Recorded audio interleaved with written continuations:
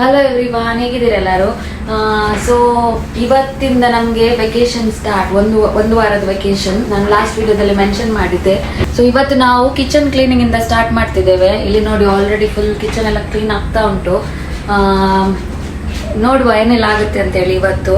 Okay, so ನಾವು ಫಸ್ಟಿಗೆ cleaning ಎಲ್ಲ ಮಾಡಿ ಮುಗಿಸುವ. ಮತ್ತೆ ನಾನು ಅನ್ಕೊಂಡಿದ್ದೇನೆ ಹೋಮ್ ಮೇಡ್ ಸಿರ್ಲಾಕ್ ಮಾಡ್ತೇನೆ ಅಂತೇಳಿ. ಯಾಕಂದ್ರೆ ಇವನಿಗೆ ನಾವು ಸಿರ್ಲಾಕ್ ತಗೊಂಡು ಬಂದಿದ್ವಿ ಔಟ್ಸೈಡ್ ಇಂದ. ಅಂದ್ರೆ ಕೊಂಚ ಬ್ರ್ಯಾಂಡ್ ಇದೆ, ಯಾವ ಬ್ರ್ಯಾಂಡ್ ಇದ್ದದ್ದು ಸಿರ್ಲಾಕ್?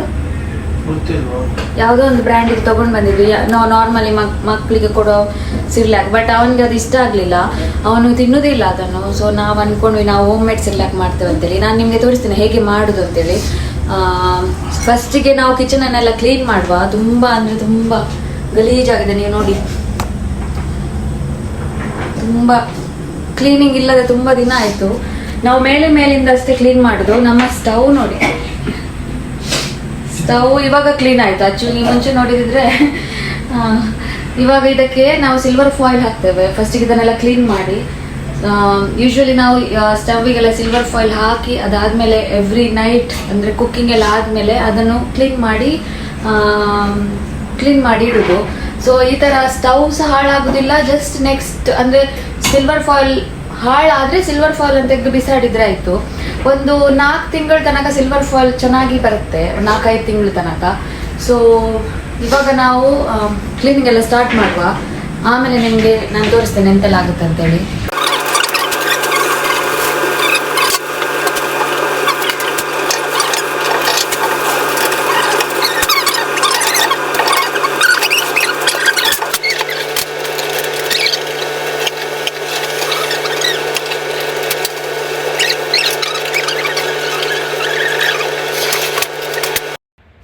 ಸೊ ಸ್ವಲ್ಪ ಕಿಚನ್ ಎಲ್ಲ ಕ್ಲೀನ್ ಮಾಡಿ ಆದಮೇಲೆ ನಾನಿಲ್ಲಿ ಇವಾಗ ಪಂಪ್ ಮಾಡಲಿಕ್ಕೆ ಬಂದಿದ್ದೇನೆ.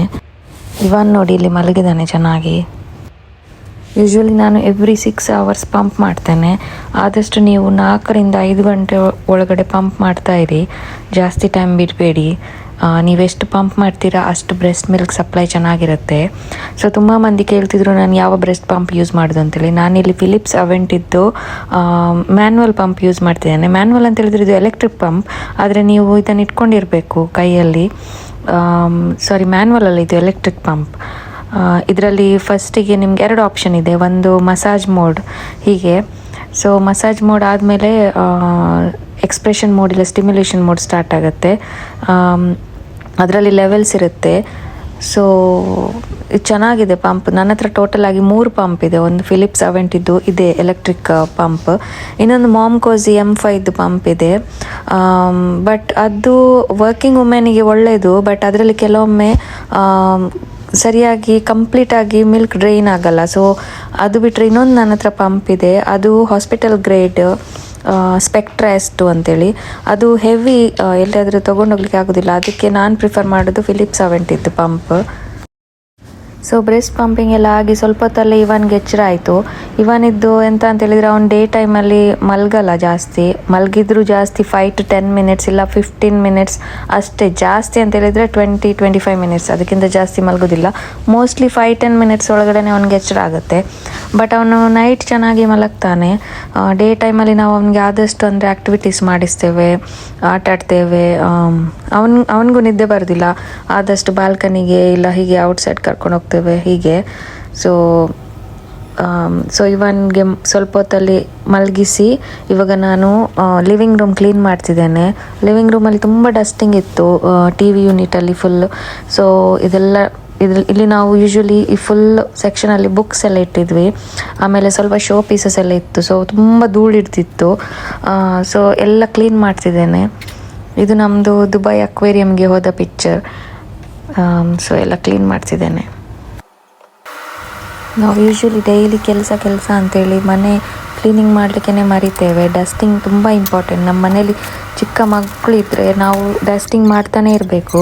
ಯಾಕಂತೇಳಿದರೆ ಆ ಡಸ್ಟಿಂದ ಮಕ್ಕಳಿಗೆ ತುಂಬ ಎಲರ್ಜೀಸ್ ಆ ಥರ ಎಲ್ಲ ಆಗುವ ಚಾನ್ಸಸ್ ಇದೆ. ಸೊ ಆದಷ್ಟು ಡೈಲಿ ಡಸ್ಟಿಂಗ್ ಮಾಡಿದರೆ ಒಳ್ಳೆಯದು. ಆ ಡೈಲಿ ಮಾಡಲಿಕ್ಕೆ ಆಗಿಲ್ಲ ಅಂದರೂ ಆಲ್ಟರ್ನೇಟಿವ್ ಡೇಸಲ್ಲಿ ಇಲ್ಲ ವೀಕ್ಲಿ 2 ಟೈಮ್ಸ್ ಡಸ್ಟಿಂಗ್ ಮಾಡಬೇಕು. ಸೊ ನಮಗೆ ಮಾಡಲಿಕ್ಕೆ ಟೈಮ್ ಸಿಗದ ಕಾರಣ ನಾವು ಇಬ್ಬರು ಕೆಲಸಕ್ಕೆ ಹೋಗೋದ್ರಿಂದ ನಮಗೆ ಕಷ್ಟ ಆಗೋದ್ರಿಂದ ಇವಾಗ ಯೂಶ್ವಲಿ ವೀಕ್ಲಿ ಒನ್ಸ್ ಆ ಥರ ಮಾಡ್ತೇವೆ.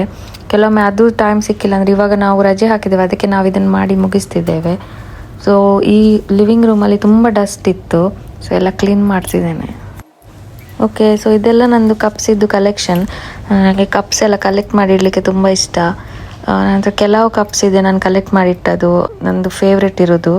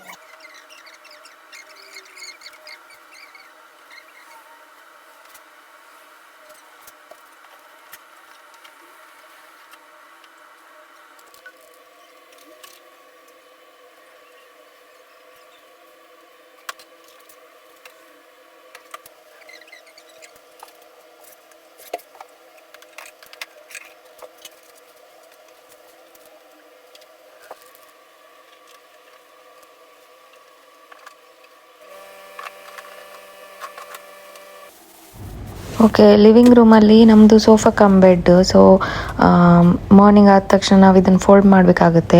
ಇವಾಗ 1 BHK ಎಲ್ಲ ಇರೋದಾದರೆ ಲಿವಿಂಗ್ ರೂಮಲ್ಲಿ ನಾವು ಸೋಫಾ ಇಡೋದ್ರ ಬದಲು ಸೋಫಾ ಕಮ್ ಬೆಡ್ ಇಟ್ಟರೆ ಅದನ್ನು ಸೋಫಾ ಆಗಿ ಸಹ ಯೂಸ್ ಮಾಡ್ಬೋದು, ಬೆಡ್ ಆಗಿ ಸಹ ಯೂಸ್ ಮಾಡ್ಬೋದು. ಸೊ ನಾವು ಲಿವಿಂಗ್ ರೂಮ್ ಇದ್ದಿದ್ದು ಸೋಫಾ ಆ್ಯಕ್ಚುಲಿ.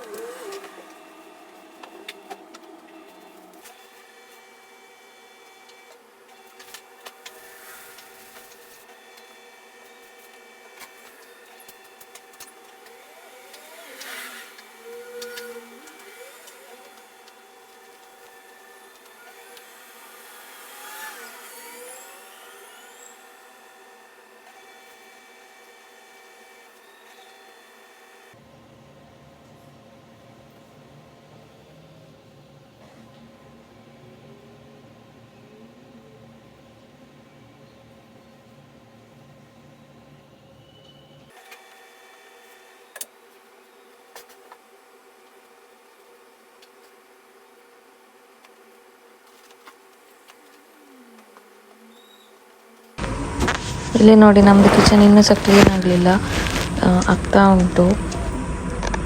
ಇಲ್ಲೆಲ್ಲ ಫುಲ್ಲು ಗಲೀಜಾಗಿತ್ತು, ನೀವು ನೋಡ್ಬೋದು. ಇಲ್ಲೆಲ್ಲ ಫುಲ್ ಬ್ಲ್ಯಾಕ್ ಆಗಿತ್ತು, ತುಂಬ ದಿನ ಕ್ಲೀನ್ ಮಾಡೋದೆ. ಆಮೇಲೆ ಇಲ್ಲೆಲ್ಲ ಆಯಿಲ್ ಸ್ಟೇನ್ಸ್ ಎಲ್ಲ ಇತ್ತು. ನಾವೆಲ್ಲಿ ಸಿಲ್ವರ್ ಫಾಯಿಲ್ ಹಾಕ್ತೇವೆ ಇದಕ್ಕೆ, ವುಡ್ಡಿಗೆ ಏನಾಗಬಾರ್ದು ಅಂತೇಳಿ. ಇವಾಗ ನೀವು ನೋಡ್ಬೋದು. ಆಮೇಲೆ ಅವರು ನನ್ನದು ಹಸ್ಬೆಂಡ್ ಇಲ್ಲಿ ಸಹ ಕ್ಲೀನ್ ಮಾಡಿದ್ದಾರೆ. ಇದಕ್ಕೆಲ್ಲ ಆಯಿಲ್ ತಾಗುತ್ತೆ, ಯಾಕಂದರೆ ಇಲ್ಲಿ ನಾವು ಸ್ಟವ್ ಇಡ್ತೇವಲ್ಲ, ಇದ್ರದ್ದು ಆಯಿಲ್ ಎಲ್ಲ ಇಲ್ಲಿ ಹೋಗುತ್ತೆ. ಸೊ ಆಗ್ತಾ ಉಂಟು ಕ್ಲೀನಿಂಗ್.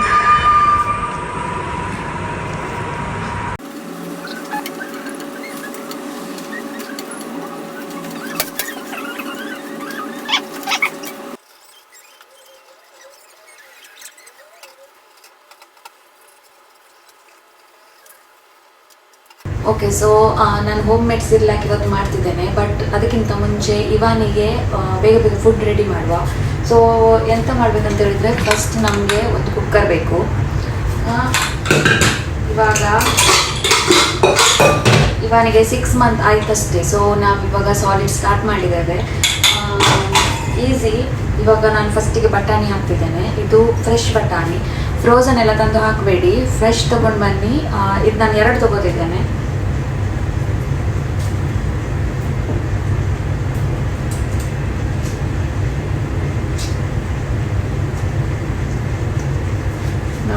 ನೋಡಿ ಈ ಥರ ಇರುತ್ತೆ ಫ್ರೆಶ್ ಬಟಾಣಿ. ಇದನ್ನು ವಾಶ್ ಮಾಡಿನೇ ಹಾಕುವ.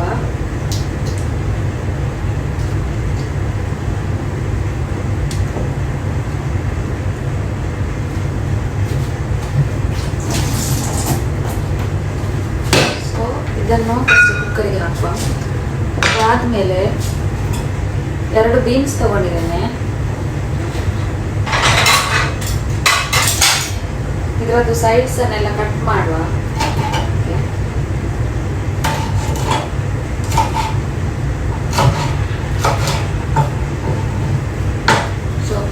ಇಷ್ಟು ಬೀನ್ಸ್ ತಗೋತಿದ್ದೇನೆ.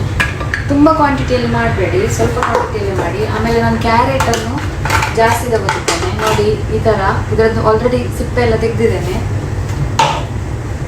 ಸೊ ಜಸ್ಟ್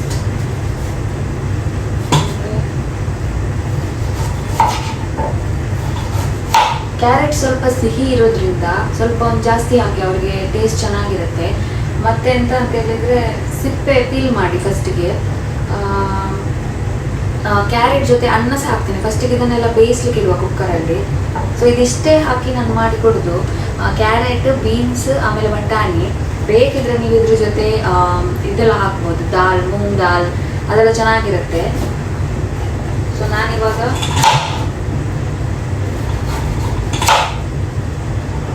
ಈ ಥರ 4 ಕ್ಯಾರೆಟ್ ಪೀಸನ್ನು ಇದ್ರ ಜೊತೆ ಹಾಕ್ತೀನಿ.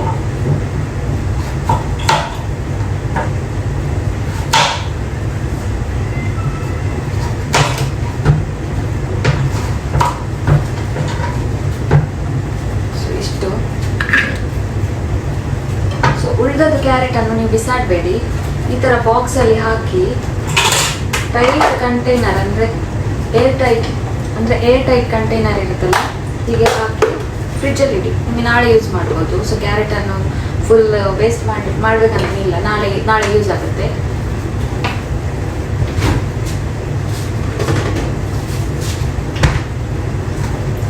ನೆಕ್ಸ್ಟ್ ಎಂತ ಅಂತ ಹೇಳಿದರೆ, ಬೇಕಿದ್ರೆ ನೀವು ಮೂಂಗ್ ದಾಲ್, ಇಲ್ಲಾಂದರೆ ಮೂಂಗ್ ದಾಲ್ ಬೇಕಿದ್ದರೆ ನೀವು ಮೂಂಗ್ ದಾಲ್ ಮತ್ತು ಮಸೂರ್ ದಾಳನ್ನು ಸ್ವಲ್ಪ ಸ್ವಲ್ಪ ಹಾಕ್ಬೋದು. ಅದು ಸಹ ತುಂಬ ಒಳ್ಳೆಯದು. ನಾನು ಸ್ವಲ್ಪ ಕ್ವಾಂಟಿಟಿಯಲ್ಲಿ ತಗೋತಿದ್ದೇನೆ. ಆಮೇಲೆ ನಾನು ಕಾಣ್ತದೆಲ್ಲ ಗೊತ್ತಿಲ್ಲ, ಇಷ್ಟು ಮೂಂಗ್ ದಾಲ್ ಮತ್ತು ಮಸೂರ್ ದಾಳನ್ನು ತಗೊಂಡಿದ್ದೇನೆ. ಇದನ್ನು ಇವಾಗ ಚೆನ್ನಾಗಿ ವಾಶ್ ಮಾಡಿ ಕುಕ್ಕರಿಗೆ ಹಾಕಿ ನಾವು ಬೇಯಿಸಬೇಕು. ಸೊ ಬೇಯಿಸುವಾಗ ನಾವು ಆಲ್ಮೋಸ್ಟ್ ಒಂದು 2 to 3 ವಿಸಿಲ್ ತೆಗೆದ್ರೆ ಸಾಕು, ಅದು ಬೇಯ್ತದೆ. ಸೊ ಇದನ್ನು ಇವಾಗ ಚೆನ್ನಾಗಿ ವಾಶ್ ಮಾಡುವ.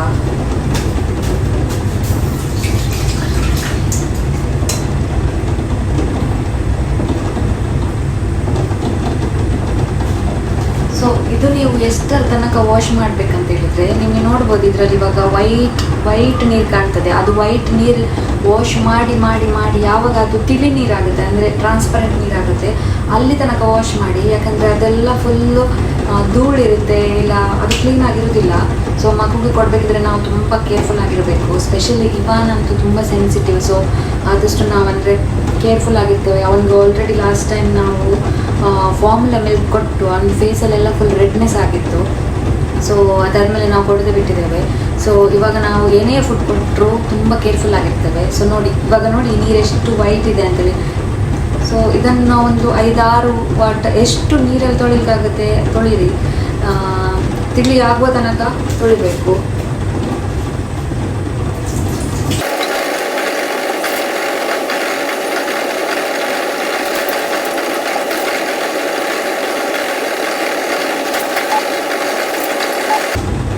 ಇವಾಗ ನೋಡಿ ಇದು ಫೋರ್ತ್ ವಾಟರ್ 4 ಸಲ ಕ್ಲೀನ್ ಮಾಡಿ ಆದಮೇಲೆ ತಿಳಿ ಆಯಿತು ನೋಡಿ.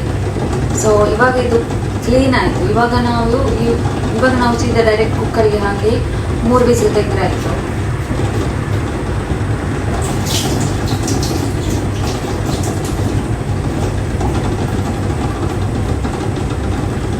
ನೀವು ಎಷ್ಟೇ ಹೈ ಕ್ವಾಲಿಟಿದು ದಾಲ್ ಇದನ್ನೆಲ್ಲ ತಂದರೆ ಇದನ್ನು ಹೀಗೆ ಕ್ಲೀನ್ ಮಾಡಿ ಹಾಕಿ. ಯಾಕಂತೇಳಿದ್ರೆ ಕೆಲವು ಕಡೆ ಇದಕ್ಕೆಲ್ಲ ಕಲರಿಂಗ್ ಇರುತ್ತೆ. ನಾವು ದುಬೈಯಲ್ಲಿ ಇರೋದ್ರಿಂದ ನಮಗೆ ಎಲ್ಲ ದಾಲ್ ಎಲ್ಲ ತುಂಬ ಒಳ್ಳೆ ಕ್ವಾಲಿಟಿದು ಸಿಗುತ್ತೆ. ಬಟ್ ಕೆಲವೊಮ್ಮೆ ಅಂತ ಹೇಳಿದ್ರೆ ಇದಕ್ಕೂ ಕಲರಿಂಗ್ ಇರುತ್ತೆ. ಸೊ ಆದಷ್ಟು ಅಂದರೆ ತರಬೇಕಿದ್ರೆ ಒಳ್ಳೆ ಕ್ವಾಲಿಟಿದು ತೊಗೊಂಡು ಬನ್ನಿ. ಮತ್ತು ಆದಷ್ಟು ನೀರಲ್ಲಿ ವಾಶ್ ಮಾಡಿ, ನೀರು ಕ್ಲಿಯರ್ ಆಗುವ ತನಕ ವಾಶ್ ಮಾಡಿ ಇವಾಗ ಕುಕ್ಕರಿಗೆ ಹಾಕಿ. ಇವಾಗ ಕುಕ್ಕರಿಗೆ ಹಾಕುವ ನಾವು.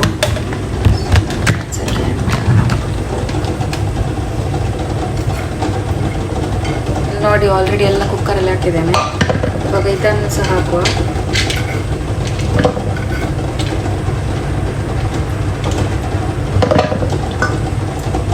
ಇವಾಗ ಮೇಯ್ನ್ ಎಂತ ಅಂತ ಹೇಳಿದರೆ ಇದಕ್ಕೆ ನೀರು ಹಾಕಬೇಕಲ್ಲ, ಇದಕ್ಕೆ ಟ್ಯಾಪಿದ್ದು ನೀರೆಲ್ಲ ಹಾಕಬೇಡಿ. ನಿಮ್ಮ ಹತ್ರ ಇವಾಗ ಬಿಸ್ಲರಿ ಇದ್ದರೆ ಬಿಸ್ಲರಿದ್ದು ನೀರು ಹಾಕಿ, ಇಲ್ಲ ಎಂತಾದರೂ ಅಂದರೆ ವಾಟರ್ ಪ್ಯೂರಿಫೈಯರ್ ಇದ್ದರೆ ಅದರದ್ದು ನೀರು ಹಾಕಿ. ಟ್ಯಾಪಿದ್ದು ನೀರು ಹಾಕಬೇಡಿ. ಎಷ್ಟು ನೀವು ಕೇರ್ಫುಲ್ ಆಗಿರಬೇಕಿದ್ರೆ ನೀರನ್ನು ಸಹ ಒಳ್ಳೆ ನೀರನ್ನೇ ಹಾಕಿ, ಟ್ಯಾಪಿದೆಲ್ಲ ಹಾಕಿ ಇರಬೇಡಿ. ಸೊ ನಾನು ಇದಕ್ಕೆ ಬಿಸ್ಲರಿದ್ದು ನೀರು ಹಾಕಿ ಬರ್ತೇನೆ. ಇದಕ್ಕೆ ನಾನು ಇವಾಗ ನೀರು ಹಾಕಿ ಬಂದೆ. ಇದಕ್ಕೆ ನೀವು ಬೇಕಿದ್ರೆ ಸಿಹಿ ಕುಂಬಳಕಾಯಿ ಇರುತ್ತಲ್ಲ ಅದನ್ನು ಸಹ ಹಾಕ್ಬೋದು, ಬೇರೆ ವೆಜಿಟೇಬಲ್ಸ್ ಹಾಕ್ಬೋದು, ಒಳ್ಳೆಯದು. ನಾನು ಇದಷ್ಟನ್ನೇ ಹಾಕಿ ಕೊಡ್ತಿದ್ದೇನೆ. ಇದು ಬೆಂದ ಮೇಲೆ ಇದಕ್ಕೆ ಸ್ವಲ್ಪ ಅನ್ನ ಹಾಕಿ ಗ್ರೈಂಡ್ ಮಾಡಿ ಮಗು ಕೊಟ್ಟರೆ ಆಯಿತು. ಇಷ್ಟೇ, ತುಂಬ ಸಿಂಪಲ್. ನಾನು ನೆಕ್ಸ್ಟ್ ಪ್ರೊಸೆಸನ್ನು ಆಮೇಲೆ ತೋರಿಸ್ತೇನೆ. ಫಸ್ಟಿಗೆ ಇದನ್ನು 3 ವಿಸಿಲ್ ತೆಗಿವಾ.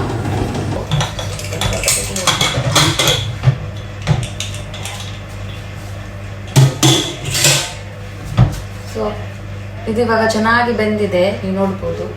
ಸೊ ಇದನ್ನಿವಾಗ ನಾವು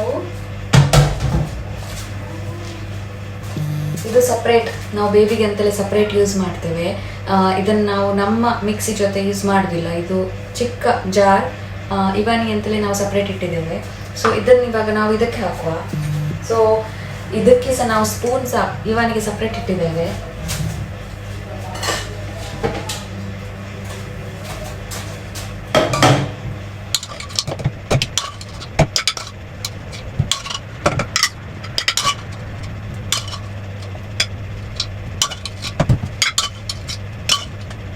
ಸೊ ಇದಿಷ್ಟನ್ನು ನಾವು ಇವಾಗ ಹಾಕಿದ್ದೇವೆ. ಇವಾಗ ಇದಕ್ಕೆ ಅಂತ ಹೇಳಿದ್ರೆ ನಾವು ಸ್ವಲ್ಪ ಊಟ ಮಾಡುವ ಅನ್ನವನ್ನು ಹಾಕಬೇಕು. ಸೊ ನಾವು ಮಂಗಳೂರವರಾಗಿದ್ದರಿಂದ ನಾವು ಬಾಯ್ಲ್ಡ್ ರೈಸ್ ತಿನ್ನೋದು ಯೂಶ್ವಲಿ. ಸೊ ನಾವು ಅದನ್ನೇ ಹಾಕ್ತಿದ್ದೇವೆ. ನೀವು ವೈಟ್ ರೈಸ್ ತಿನ್ನೋದಾದ್ರೆ ನೀವು ವೈಟ್ ರೈಸ್ ಹಾಕ್ಬೋದು. ಸೊ ನಾನು ಆಲ್ರೆಡಿ ಇಲ್ಲಿ ಫ್ರೆಶ್ ರೈಸ್ ಮಾಡಿಟ್ಟಿದ್ದೇನೆ.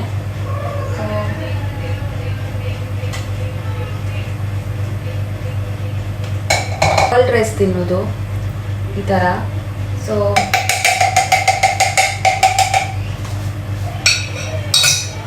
ಇದಕ್ಕೆ ಇವಾಗ ನಾವು ಸ್ವಲ್ಪ ಬ್ರೆಸ್ಟ್ ಮಿಲ್ಕನ್ನು ಹಾಕಿ ಚೆನ್ನಾಗಿ ಗ್ರೈಂಡ್ ಮಾಡಬೇಕು. ಇದು ಆಲ್ರೆಡಿ ಬಿಸಿಯಾದ ಬ್ರೆಸ್ಟ್ ಮಿಲ್ಕ್. ನೀವು ಇವಾಗ ಡೈರೆಕ್ಟ್ ತೆಗೆದ್ರೆ ಬ್ರೆಸ್ಟ್ ಮಿಲ್ಕನ್ನು ಡೈರೆಕ್ಟ್ ಹಾಕ್ಬೋದು. ಸೊ ಇಷ್ಟು ಹಾಕ್ತಿದ್ದೇನೆ.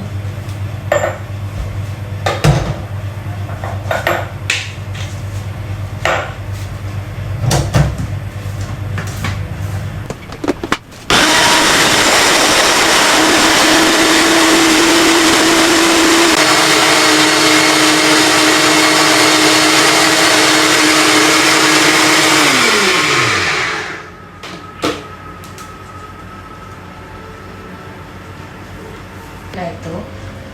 ಸೊ ಈ ಥರ ಸಿಲಿಕಾನ್ ಬಾಟಲ್, ನಾನು ಲಾಸ್ಟ್ ಟೈಮ್ ನಿಮಗೆ ತೋರಿಸಿದ್ದೆ ಸಿಲಿಕಾನ್ ಬಾಟಲ್. ಇದು ವೀನಿಂಗ್ ಬಾಟಲ್ ಅಂತ ಇರ್ತಾರೆ. ಇದರಿಂದ ಅವ್ರಿಗೆ ಚೆನ್ನಾಗಿ ಫೀಡ್ ಮಾಡ್ಬೋದು. ಸೊ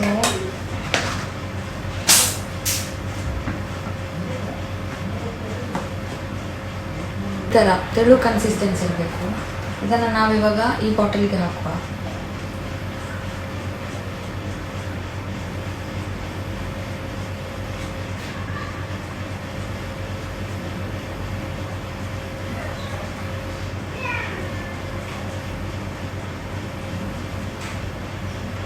ಈ ಥರ ಇರುತ್ತೆ ಇದರ ಕವರ್.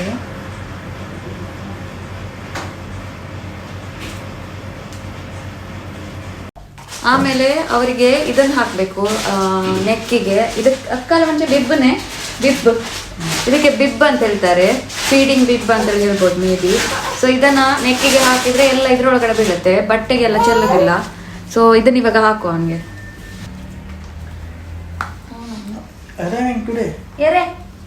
Huggies को नया ऑर्डर किया था यों को कहीं साइज टू अच्छा नहीं बनो तोंडा भीतर गलता तो डर्टी बॉय तो जानवर है शी बड़ा तोंडा गलना कते तो चाहते एक बार नुगे काले नटला बड़ा. ಸೊ ಈ ಫುಡ್ಡನ್ನು ಇವನ್ ಚೆನ್ನಾಗಿ ತಿಂತಾನೆ. ಇದರಲ್ಲಿ ಕ್ಯಾರೆಟ್ ಇದೆ, ಕ್ಯಾರೆಟ್ ತುಂಬ ಒಳ್ಳೆಯದು ಮಕ್ಕಳಿಗೆ. ಅದಾದಮೇಲೆ ಲೆಂಟಿಲ್ಸ್ ಇದೆ, ಅಂದರೆ ದಾಲ್, ಮಸೂರ್ ದಾಲ್, ಮೂಂಗ್ ದಾಲ್, ಅದೆಲ್ಲ ತುಂಬ ಒಳ್ಳೆಯದು. ಅದು ಪ್ರೋಟೀನ್ ಆ್ಯಕ್ಚುಲಿ.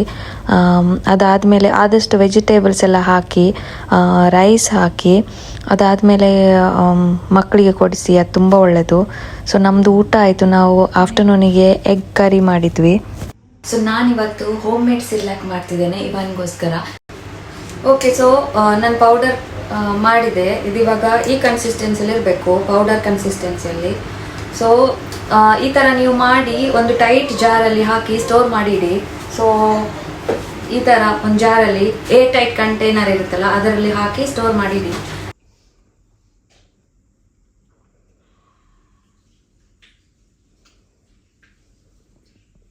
ಓಕೆ, ಸೊ ನಮ್ಗೆ ಏರ್ ಫ್ರೈಯರ್ ಒಬ್ರು ಗಿಫ್ಟ್ ಕೊಟ್ಟಿದ್ದಾರೆ. ಸೊ ಇದನ್ನ ಇವತ್ತು ಅನ್ಬಾಕ್ಸ್ ಮಾಡುವ.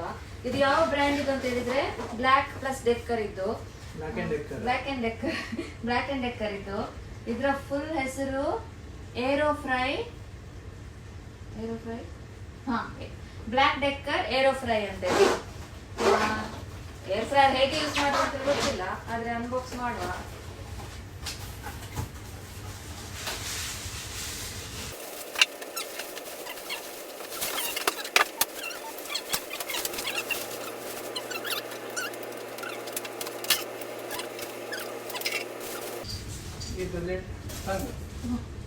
ಸ್ಟಾರ್ಟಿಂಗ್ ಓಕೆ, ಇದರಲ್ಲಿ ಸೊ ಇದು ಈ ತರ ಇದೆ, ಒಳ್ಳೆ ಸ್ಪೇಷಿಯಸ್ ಇದೆ. ಎಷ್ಟು ಹೇಳಿದಾರು 1.5 ಕಿಲೋ ಚಿಕನ್ ಇಡ್ಬೋದು ಅಂತೇಳಿ ನಾವು ಹೇಳಿದ್ರು. 1.5 ಕಿಲೋ ಚಿಕನ್ ಆಗ್ತದೆ ಅಂತ ಹೇಳಿದ್ರು. ಮತ್ತೆ ಎಂತ ಸಹ ಮಾಡ್ಬೋದು, ಪೊಟ್ಯಾಟೊ ಸಲಾಡ್ ಇರ್ಬೋದು, ಇಲ್ಲ ಫಿಶ್. ಏರ್ ಫ್ರೈಯರ್ ಯಾಕೆ ಒಳ್ಳೇದು ಅಂತ ಹೇಳಿದ್ರೆ, ನೀವು ಸ್ಟವ್ ಮತ್ತೆ ಏರ್ ಫ್ರೈಯರ್ಗೆ ಕಂಪೇರ್ ಮಾಡಿದ್ರೆ ಏರ್ ಫ್ರೈಯರ್ ಒಳ್ಳೇದು. ಇದರಲ್ಲಿ ಆಯಿಲ್ ಕನ್ಸಂಪ್ಷನ್ ಸ್ವಲ್ಪ ಕಮ್ಮಿ ಆಗುತ್ತೆ, ತುಂಬಾ ಕಮ್ಮಿ ಆಗುತ್ತೆ. ಇವಾಗ ನಿಮ್ಗೆ ಚಿಕನ್ ಬ್ರೆಸ್ಟ್ ಎಲ್ಲ ಮಾಡ್ಲಿಕ್ಕಿದ್ರೆ, ನೀವು ಇವಾಗ ಗ್ಯಾಸ್ ಎಲ್ಲ ಮಾಡೋದಿದ್ರೆ ತುಂಬಾ ಆಯಿಲ್ ಹೋಗುತ್ತೆ, ನೀವು ಅದನ್ನ ನೋಡ್ತಾ ಇರ್ಬೇಕು.